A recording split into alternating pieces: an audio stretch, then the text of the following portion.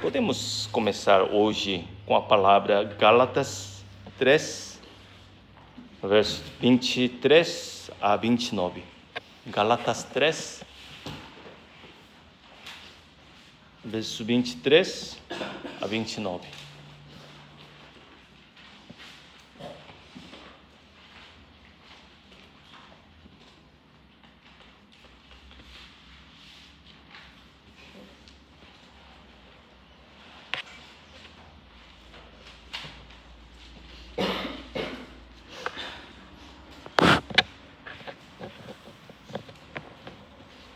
Um assunto ligado com o estudo de hoje. Vamos ver cuidadosamente para entender onde está a vontade de Deus. Vou ler primeiro e vocês lerem depois. Mas antes que viesse a fé, estávamos sob a tutela da lei e nela encerrados para essa fé que de futuro haveria de revelar-se. De maneira que a lei nos serviu de aio para nos conduzir a Cristo, a fim de que fossemos justificados por fé. Mas tendo vindo a fé, já não permanecemos subordinados ao aio.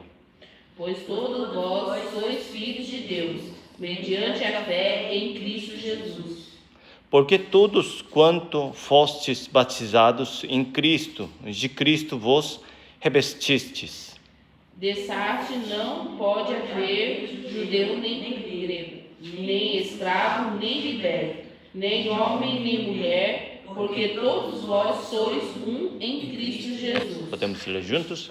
E se sois de Cristo, também sois descendentes de Abraão e herdeiros segundo a promessa. Amém. Nós frequentemente tentamos provar quem somos por meio de notas, conquistas, responsabilidades, imagem familiar, avaliação das pessoas, zelo religioso e serviços. Até o aprendizado pode deixar de ser adoração neste momento, nossa reunião, e se tornar material para justiça própria. Eu estou aqui fazendo seminário, se fala essa frase, pode se dar um choque para outras pessoas. Por fora usamos a linguagem da fé, mas no fundo, às vezes continuamos presos ao desejo de parecer melhores diante dos outros, não diante de Deus. A Bíblia chama a raiz disso de pecado. Tentar nos estabelecer pelas nossas próprias condições, em vez de viver para a identidade que Deus nos dá. Que identidade que Deus nos dá? Por meio de Cristo já tornamos povo santo de Deus. Depois da queda, o ser humano deixou de buscar sua identidade em Deus e passou a buscá-la em si mesmo, transformando o conhecimento. Resultados: família, zelo religioso e reconhecimento imaterial para sua justiça própria. A igreja Galácia enfrentava esse mesmo perigo. Alguns diziam que crer em Jesus Cristo não era suficiente e que era necessário acrescentar à fé as marcas da lei para confirmar a identidade do povo de Deus. Você acredita em Jesus Cristo, foi transformado como cristão, mas tem que cumprir a lei. Isso é marca do povo de Deus, vem de tradição, vem aquela época de Antigo Testamento, se não cumprisse, se não completasse sua fé com essa obra da lei, não é cristão. Alguém dizia. Parecia piedoso. Porque obra, obediência da lei, parecia piedoso, mas para Paulo, isso abalava o Evangelho. Deixava algo que fé que recebemos por meio de Cristo é insuficiente. Pois definia o povo de Deus não pela graça de Cristo, mas pelas marcas que o ser humano tentava segurar. Por isso, Paulo diz no verso 23, mas antes que viesse a fé, estávamos sob a tutela da lei, e nela encerrados, para essa fé que de futuro haveria de revelar-se. A lei, gente, lei de quem? Lei de Deus, chamamos lei de Moisés. É Moisés que escreveu? Sim, Deus deixou que ele escrevesse, mas quem deu? Deus. Ele é através transmissor. Deus é ruim ou má? É ruim ou bom? Bom é a palavra de Deus, gente. Não é má. Lei revela a vontade de Deus. Mas a lei, não o Salvador, que dá vida ao pecador. Lei revela o pecado, expõe que não conseguimos permanecer diante de Deus. Isso é a função da lei. Estar debaixo da lei não significa possuir uma qualificação segura, mas ter a nossa condição encerrada debaixo da condenação revelada.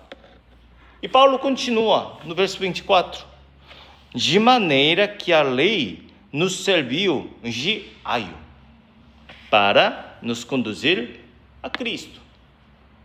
A lei não é destino final, é o aio que nos conduz a Cristo. Conduzir a Cristo. A função é clara. Aio. Alguém que cuida da criança para crescer nos bons caminhos. Tipo um babá. Certo? É que não queria falar, mas ela nos mostra que não podemos ser justos pela própria força, nem nos tornar filhos de Deus pelo conhecimento, pela dedicação ou pelo zelo religioso. O papel da lei não é exaltar o ser humano. Eu consegui, eu obedeci, eu fiz, mas derrubar sua justiça própria e revelar sua necessidade de um Salvador que resgate da escuridão, incapaz de cumprir a vontade de Deus. Essa palavra ilumina a nossa vida com honestidade. Legalismo, que chamamos legalismo, não é apenas um problema dos judeus antigos. Legalismo é o coração que diz que ainda existe. Eu fiz isto, então estou bem diante de Deus. Isso é legalismo. Por fora parece fé, mas por dentro é confiança nas nossas condições, mais do que em Cristo. Isso que era problema que acontecia, surgia dentro da igreja Galácia. Não hoje. Será? Também. Às vezes, pecado aparece justamente quando seguramos a nossa própria justiça em nome de servir a Deus. Eu estou servindo, eu estou fazendo muitas ofertas, eu comprei disso para a igreja, eu entreguei todo o tempo para realizar essa obra na igreja. Eu. Curiosamente, eu observo o chamado de Moisés. Ele era uma personagem cheio de ego. Eu. Por quê? Era príncipe. Mas quando ele nasceu, os pais viu algum sinal e viu que ele era bonito. Ele era bonito, recém-nascido era bonito. Mas isso não que fala de aparência. Nossa, Moisés, como ele era bonito, e considera até na Bíblia, não era isso. Uma descrição que chama em hebraico é tob. Uma mesma palavra que Deus expressava na criação. Viu que era bom. Isso era tob. No meio daquele tempo de escuridão, escravidão, trevas no Egito, o país de Moisés viu algo boa de Deus, nascimento de Moisés. Por quê? Deus usaria essa vida para resgatar da escuridão e conduzir o povo para adorar a Deus. Mas crescimento de Moisés meio que apagou essa graça. Precisava que Moisés esvaziados. O que acontece? Quando Moisés vê que seu povo, uma pessoa estava sofrendo, que um egípcio que estava batendo, o que ele faz? Bateu. Por qual motivo? Ele sabia que ele recebeu instrução, mesmo que foi resgatado da princesa do Egito, mas quem que cuidou para crescer? Moisés. Era sua mãe. A rainha chamou verdadeira sua mãe para cuidar. Mas ele sabia, recebia instrução, tradição, dentro da tradição hebreus, Israel. E ele sabia que ele se tornaria um líder espiritual para conduzir o povo de Deus, resgatar, levar para Deus. Mas ele tentou realizar isso com sua própria força. E o que aconteceu? O rei ficou sabendo disso. Aí levantou a ira, perseguindo, procurando Moisés para condenar, punir. E ele foi para onde? Midian, que considera deserto. Todas as pessoas falam que ele fugiu por causa de medo de Faraó. Mas Hebreus 11, capítulo 11, considera o ato que Moisés tomou. Ele se tirou do Egito e entrou no deserto. Por quê? Percebeu que com sua própria força não consegue cumprir a vontade de Deus. Esvaziamento, desligamento total do mundo. E para ouvir a voz de Deus. Com esse ato que ele tomou, a Bíblia considera pela fé. Moisés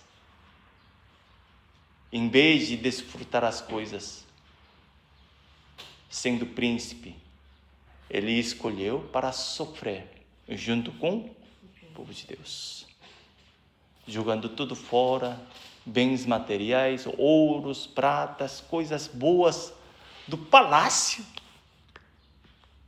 mas seguir esse chamado, esvaziamento. E sempre isso acontece.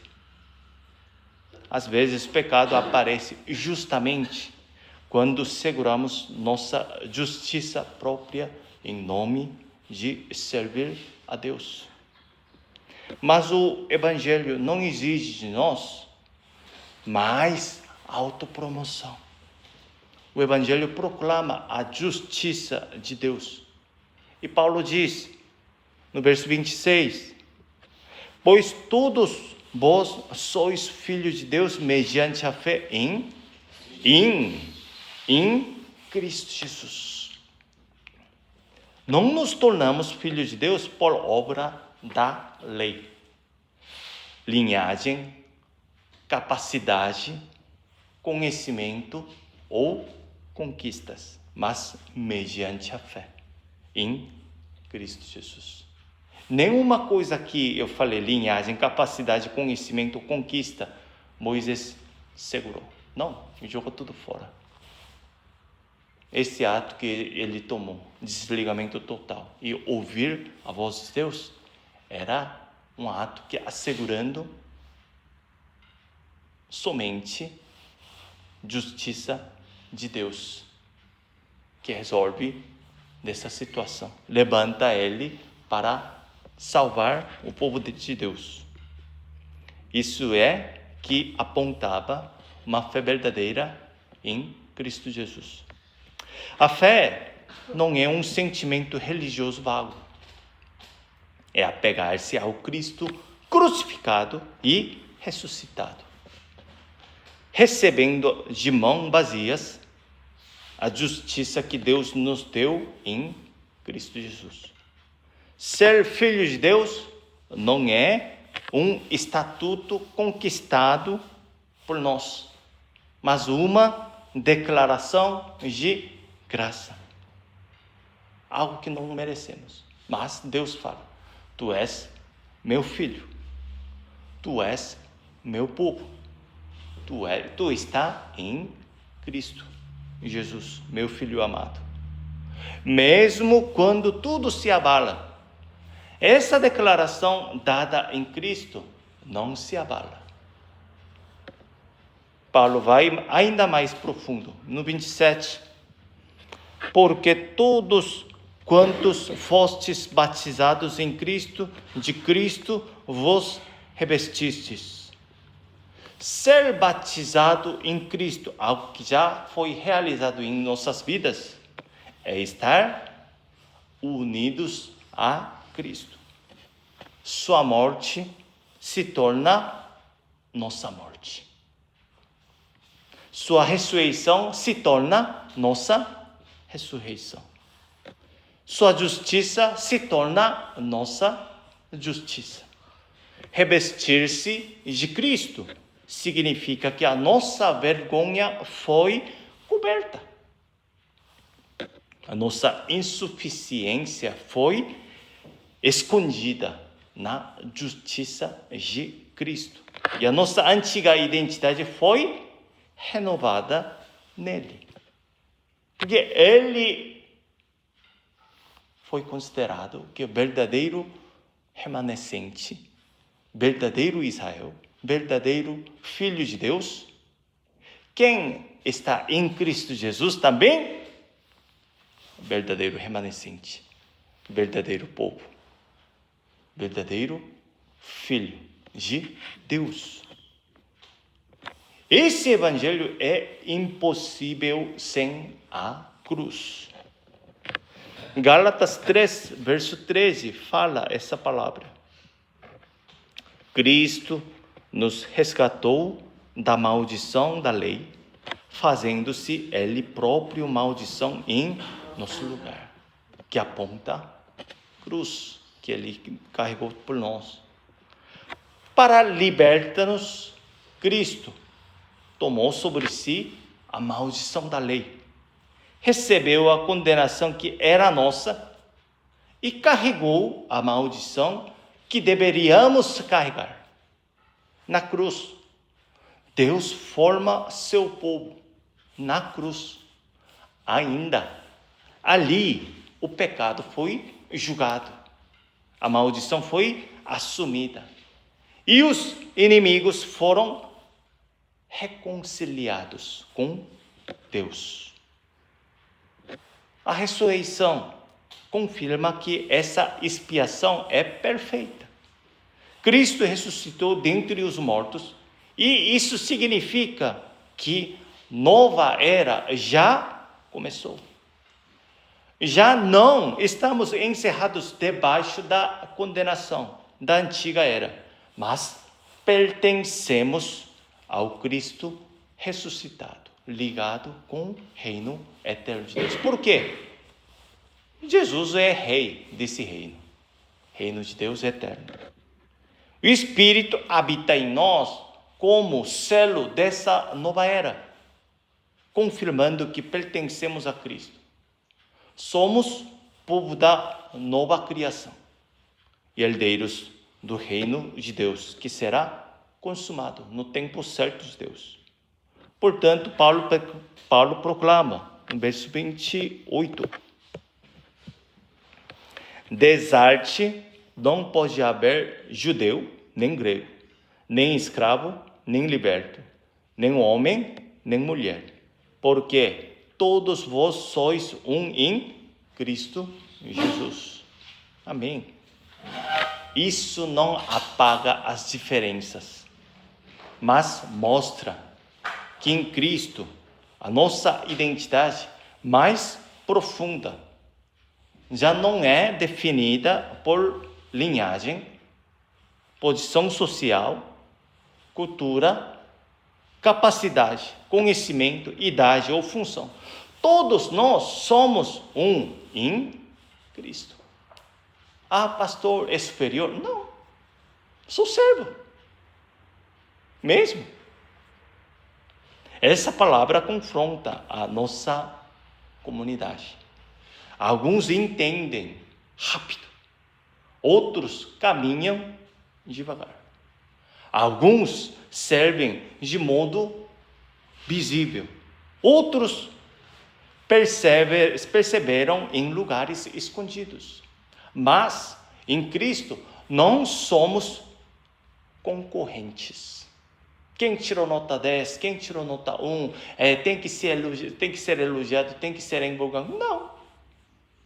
Não somos concorrentes. Somos irmãos, irmãs, redimidos pelo mesmo sangue. Povo de Deus, que recebeu o mesmo Espírito, filho da promessa, que esperam a mesma esperança. Por isso a igreja e a comunidade de aprendizado não devem ser lugares de disputa por justiça própria, mas de edificação mútua em Cristo. Esse evangelho transforma a vida. O aprendizado se torna adoração. O trabalho se torna vocação diante de Deus. A família se torna lugar da graça e a igreja deixa de ser palco para ser corpo de Cristo. O evangelho não nos veste de aparência religiosa. Ele nos faz viver como novo povo, sustentado por Cristo. Por fim, Paulo conclui no verso 29. E se sois de Cristo, também sois descendentes de Abraão, e herdeiros segundo a promessa. Quem pertence a Cristo é herdeiro segundo a promessa. Não estamos reunidos por acaso. Fomos introduzidos na promessa de Deus e caminhamos olhando para a herança do reino, que será consumado.